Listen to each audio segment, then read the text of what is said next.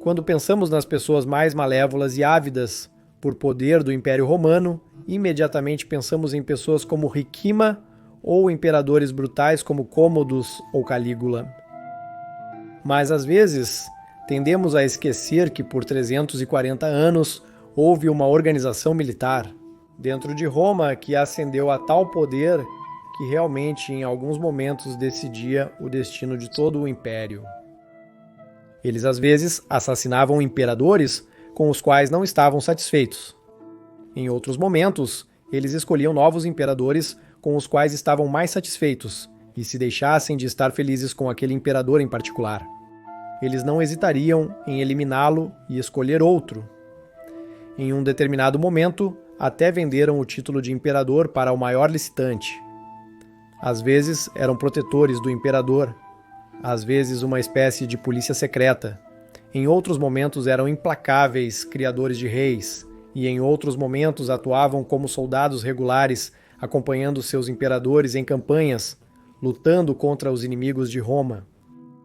Por 340 anos, a Guarda Pretoriana foi uma parte integral da estrutura militar romana, mas então, em 312 d.C., seu tempo havia chegado e sua longa história chegou a um fim abrupto. Foi realmente o fim de uma era, mas como exatamente isso aconteceu e qual impacto isso teria no Império Romano? Quando eu disse que os pretorianos tinham uma história de 340 anos, na verdade eu não estava totalmente correto, porque eles podem realmente ser rastreados até os dias da República. O primeiro registro histórico dos pretorianos como uma unidade de guarda-costas é de 275 a.C., quando atuaram como guarda-costas para a família Scipio. Então, na verdade, estamos falando de uma história de 600 anos. Eles continuaram a proteger membros de alto escalão da República Romana até os tempos de César, Otaviano e Marco Antônio.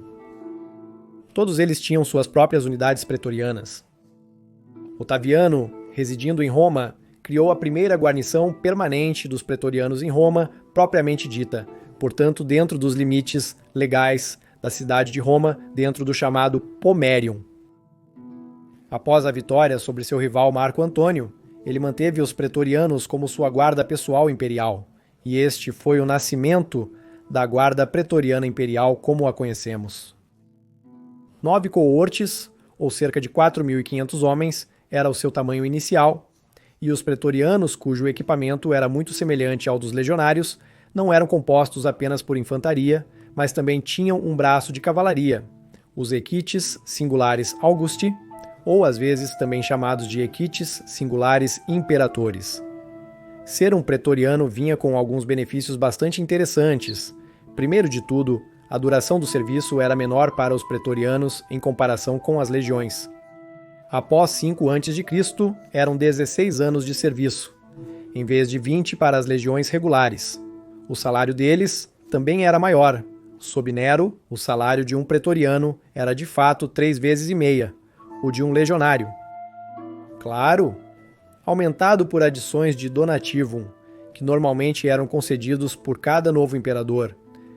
Agora você presumiria que levaria bastante tempo até que os pretorianos começassem a fazer coisas ruins e tramar intrigas, mas não, isso aconteceu surpreendentemente cedo, já sob o imperador Tibério.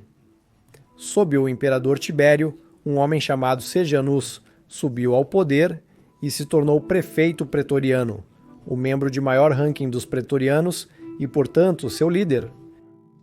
Foi ele quem construiu a Castra Praetoria em 23 depois de Cristo, os quartéis permanentes e campos de treinamento dos pretorianos, onde os pretorianos estariam estacionados pelos próximos 3 séculos. A Castra Praetoria era enorme, medindo 440 por 380 metros, o que é mais área do que qualquer outro complexo de edifícios em Roma. Sejanus era muito bom em intrigas, e ele, claro, queria se tornar o herdeiro de Tibério, para se tornar o próximo imperador, o que na verdade ele quase conseguiu. No entanto, sua trama foi descoberta e então ele foi executado.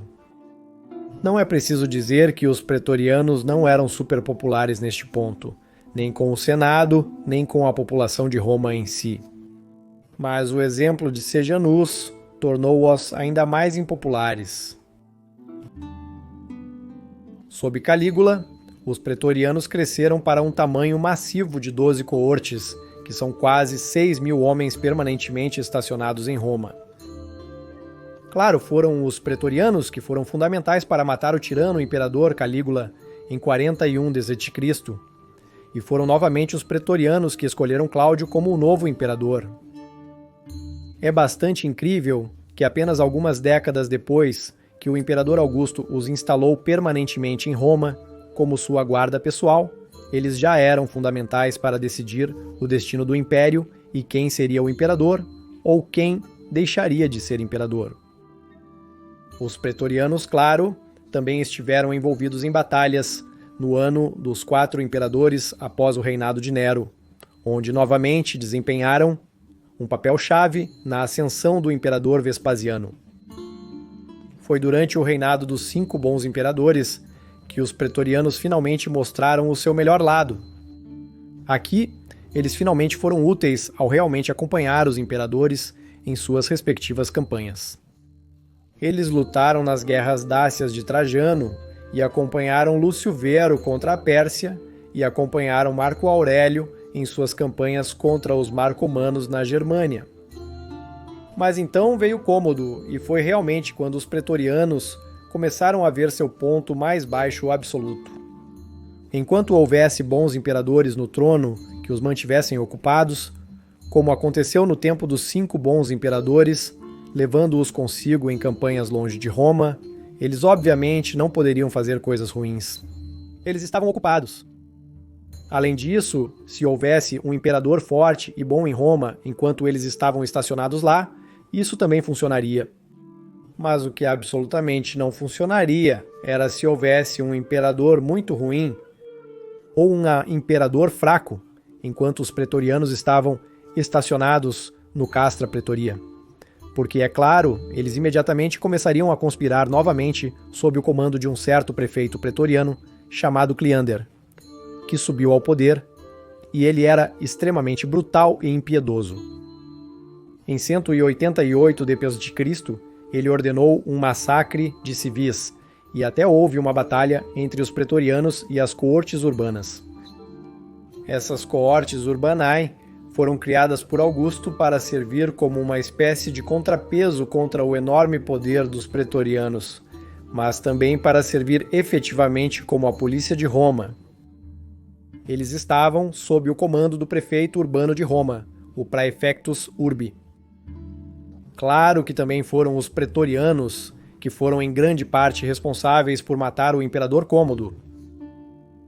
Mas assim que pensamos que eles prestaram um serviço a Roma, ao livrar o império do brutal tirano Cômodo, eles caíram ao seu ponto mais baixo. Porque o reinado de Cômodo foi tão ruim que qualquer respeito pela posição de imperador havia se erodido, e então eles mataram o imperador Públio Hélio Pertinax, porque as finanças do Estado haviam sido arruinadas pelo reinado extravagante de Cômodo. E então o pobre homem pensou que economizar algum dinheiro seria uma boa ideia. Para tornar o exército mais econômico e para restaurar as finanças do império, ele se recusou a aumentar ainda mais o salário dos pretorianos, que já era muito alto em primeiro lugar. Os pretorianos haviam sido tão mimados que isso os deixou muito irritados. E assim, algumas centenas deles invadiram o Palácio Imperial, no Monte Palatino, e mataram o imperador. Este foi o ponto mais baixo dos pretorianos. Pertinax era um bom imperador que poderia ter feito algumas coisas interessantes com o Império Romano, mas acho que nunca saberemos quais seriam essas coisas sob Septímio Severo. Eles novamente foram em campanhas, foram novamente os pretorianos que acabaram com o imperador Caracalla. Foram também os pretorianos que acabaram com Elagabalus. Sob Maximus Thrax, os pretorianos estavam novamente em campanha ativa, desta vez profundamente na Germânia. Durante a crise do terceiro século, os pretorianos novamente fizeram algumas coisas notáveis. Em 249, foram eles que assassinaram Filipus, segundo o filho de Filipe Árabe. Sob o imperador Aureliano, eles se tornaram úteis novamente, porque estavam com ele lutando contra o Império Palmireno, que se separou, e assim ajudando a garantir uma vitória importante para o Império Romano. Foi sob o imperador Diocleciano, em 284 d.C., que os pretorianos perderiam, pela primeira vez em 300 anos, uma parte significativa de seu poder. Diocleciano escolheu não residir em Roma, talvez porque ele não gostasse muito de viver perto dos pretorianos. Ele certamente se lembrava que muitos imperadores encontraram um fim prematuro nas mãos dessas tropas temidas. No entanto, apesar dessa perda de poder, eles ainda continuaram. Em 297, eles acompanharam o imperador Maximiano em sua campanha contra os berberes, onde ele se aventurou profundamente em território inimigo, devastando as terras centrais das tribos berberes e os empurrando de volta para o deserto do Saara. Houve uma entrada triunfal em 298 em Cartago, para comemorar essa vitória, na qual os pretorianos também participaram. No início dos 300, Galérios tentou desmantelar a guarda pretoriana e, por isso, ordenou que seu imperador Júnior Severus cumprisse essa ação. Agora era outra ação notável dos pretorianos que faria a história. Para evitar sua dissolução por ordem de Galerius, eles se voltaram para Maxentius e o proclamaram novo imperador em 28 de outubro de 306 d.C. Foi então durante esses anos que, mais uma vez, como nos velhos tempos, os pretorianos estavam totalmente estacionados no Castra Pretoria. Podemos supor um total de, provavelmente, cerca de 5.000 homens, portanto, aproximadamente o tamanho de uma legião inteira. Foi durante esses anos de 306 a 312 d.C. que parecia que Roma retornaria ao seu antigo passado. Era quase como se o tempo tivesse voltado aos dias do próprio Augusto. Uma legião pretoriana inteira estava estacionada no Castra Praetoria, e havia uma enorme atividade de construção em Roma, não vista desde os dias do imperador Trajano. E os pretorianos eram extremamente leais a Maxêncio, o que é bastante surpreendente, dado o seu caráter volátil. Isso significa que Maxêncio deve ter sido um personagem bastante impressionante para comandar a total lealdade deles. Mas isso não durou. Em 312, as relações entre Maxêncio e Constantino se deterioraram e Constantino famosamente marchou sobre Roma, trazendo consigo muitos de seus foederati frâncicos endurecidos pela batalha. Maxêncio encontrou Constantino exatamente no dia de sua ascensão ao trono, 28 de outubro, e então ocorreu a lendária Batalha da Ponte Milvia. Esta não foi apenas uma batalha entre o velho e o novo, mas realmente uma batalha pela sobrevivência de Roma em si, como um centro do mundo. Foi também uma luta para os pretorianos, que dominaram a história romana por 340 anos. Eles realmente estavam lutando pela sua sobrevivência e lutariam até o amargo fim. Disse que eles mantiveram sua posição na batalha, não fugindo, lutando pela honra de Maxêncio, o imperador a quem tinham que agradecer pela sua existência contínua. Mas as tropas foederati de Constantino, endurecidas pela Batalha do Reno, já tinham visto mais combates em seus dias e, portanto, eram mais experientes. E, portanto, a maior parte dos pretorianos foi morta naquele dia fatídico em 28 de outubro, 312 d.C. Assim, não apenas o destino da cidade de Roma como centro de poder no Império Romano foi selado, mas também o destino dos pretorianos, porque o restante deles que sobreviveu foi considerado muito perigoso por Constantino, já que ainda permaneciam leais a Maxêncio. E assim, ele os desfez, enviando os pretorianos sobreviventes para diferentes partes do Império, incorporando-os em várias outras legiões. E o Castra Praetoria ele arrasou até o chão, e naquela área ele ordenou a construção de pelo menos uma nova igreja. Terminou o regime dos pretorianos, que às vezes eram soldados temidos nos campos de batalha, em outras vezes faziam imperadores, mas em outras vezes novamente terminavam com imperadores. Eles dominaram a política romana por séculos, moldando o Império Romano que conhecemos. As Scholae Palatinae, sobre as quais fiz outro vídeo, agora seriam a guarda pessoal do imperador. Mas fez a interferência do poder militar na política romana, agora termina com a dissolução dos pretorianos. Bem, isso poderia ter sido o momento em que Roma se livraria de algum tipo de ditadura militar. Mas Constantino cometeu um erro crítico.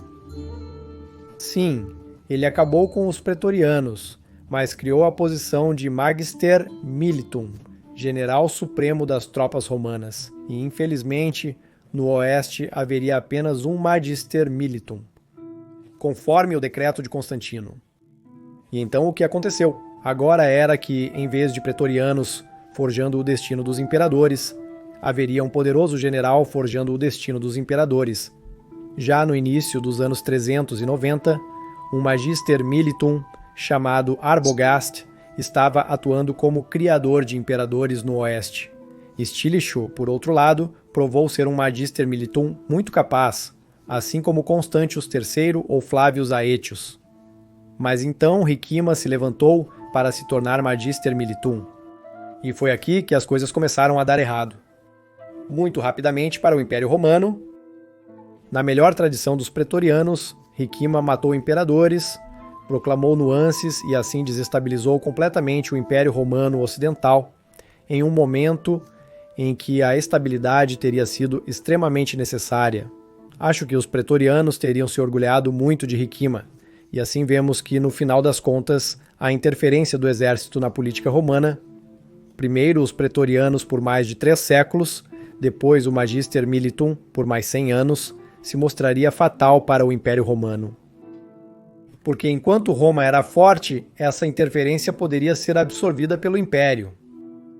Mas quando Roma estava fraca, isso se mostraria desastroso. Se você gostou deste vídeo, por favor considere apoiar este canal via Patreon ou através da associação do YouTube, porque é o seu apoio que torna este canal possível. Você teria minha mais profunda gratidão e eu gostaria especialmente de agradecer ao nosso novo membro, Kaiser LJ Gaming. Muito obrigado, LJ Gaming, por apoiar este canal, o próprio MyJorian estaria orgulhoso. E claro, quero agradecer a todos que apoiam meus veganos de qualquer maneira, vocês são incríveis. E se você quer aprender mais sobre Ricimer, pode assistir a este vídeo no canto superior direito. Mas se você quer aprender mais sobre o imperador Maxentius, a última esperança de Roma, um imperador muito subestimado, você pode assistir ao outro vídeo no canto inferior direito. Eu digo novamente obrigado a todos os amigos da história romana, Gratias Tibiago e Benivalete.